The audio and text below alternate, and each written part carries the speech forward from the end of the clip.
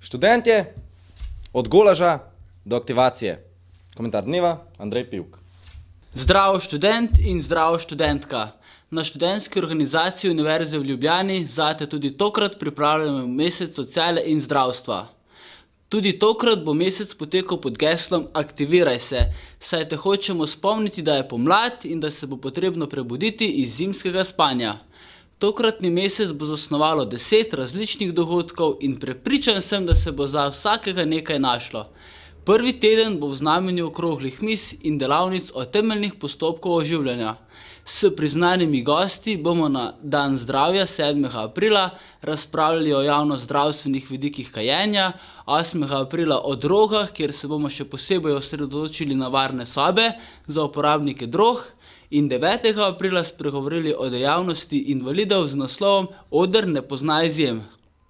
Kako si beležiti in si nabirati kompetence tudi v času recesije, boste izvedeli na dnevu zaposljivosti 14. aprila. Že naslednji dan pa bo poskrbljeno za športnike po srcu na tradicionalnem dogodku Tek za srce.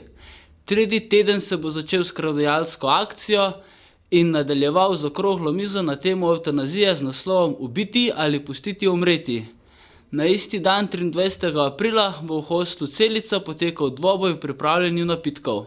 Nazadnje 30. aprila pa bo dogodek za otroke študentskih družin, med celotnim mesecem pa bodo potekale delavnice z defibrilatorjem po različnih fakultetah. Prva se začne že 6. aprila. Sam vem, da ima vsak izmed nas v študentskih letih veliko obveznosti, zato se mi zdi pomembno, da vas o dogodkih v letošnjem mesecu sociale in zdravstva kar najbolje obvestim. Sami pa izberite tiste dogodke, ki so za vas še posebej pomembni in boste od njih kar največ odnesli. Upam pa, da bo vsak našel kaj zase. Ustvarjajte, ljubite, bodite odprti do drugih in veselite se življenja, ker je edinstveno. Čau!